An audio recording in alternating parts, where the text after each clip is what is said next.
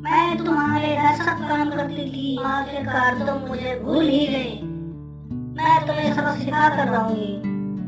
और उस रात रामलाल और उसकी बीवी सो रहे थे और चुड़ैल उसके घर में घुसकर रजनी के शरीर में घुस जाती है। अगली सुबह रजनी रामलाल के लिए भोजन बना ही रही थी तो अचानक रजनी के शरीर में चुड़ैल घुस जाती है और पूरे भोजन में बहुत सारा नमक डालकर भोजन खराब कर देती है।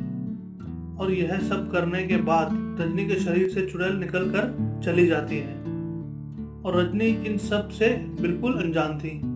और जैसे ही रामलाल ने पहला निवाला मुंह में डाला, भाई ये क्या? जी जी, किसने बनाया ये भोजन? कितना खराब बनाया है। क्या हुआ जी? अच्छा नहीं बनाया है क्या? मैंने ही बनाया है। रजनी, खाने में इतना नमक, क्या हो गया है तुम्हें? ये सब देखकर चुड़ैल जोर जोर से हंसने लगी और मजे कर रही थी। कुछ समय के बाद चुड़ैल की नजर रामलाल के कुर्ते पर पड़ी जो कि उसकी नौकरानी धो रही थी। कपड़े धोते देखकर चुड़ैल उसमें घुस जाती है। इस बार अगली सुबह खेत में काम कर रहे नौकर के शरीर में चुड़ैल घुस जाती है और पूरा खेत खराब करने लगती है।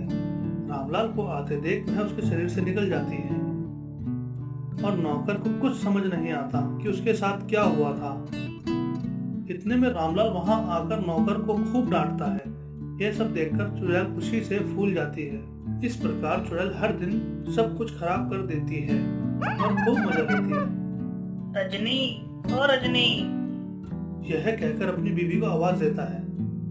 क्या हो जी? इतने गुस्से में क्यों हो? क्या हुआ है? हमारा घर है या कबाड़ खाना? सारे घर की हालत कितनी खराब है। घर की सफाई क्यों नहीं हुई? हमारे सारे काम वाले काम पर आने से मना कर रहे हैं। मैं ही सब साफ कर दूंगी। ठीक है, तुम घर की सफाई कर देना, मैं खेत की कर देता हूँ। यह कहकर रामलाल खेत की सफाई कर देता है और अगले दिन के लिए खेत को तैयार कर देता है। ओह, एक काम तो हो गया, बाकी काम कल कर दूंगा। रात हो गई और दोनों पति पत्नी सो गए और अगली सुबह जैसे ही दोनों नींद से उठे तो देखा पूरा घर वैसे ही खराब और गंदा था। ये सब देखकर रामलाल गुस्सा हो जाता है और गुस्से में अपनी बीवी पर चिल्लाने लगता है। फिर से घर इतना गंदा क्यों है? सफाई करना नहीं आता क्या तुम्हें? इतने में चुड़ैल रजनी के शरीर में घुस जाती है। मैं कितनी बार घर साफ करूं? यह कहकर रजनी उसे जोर से घूंसा मारती है।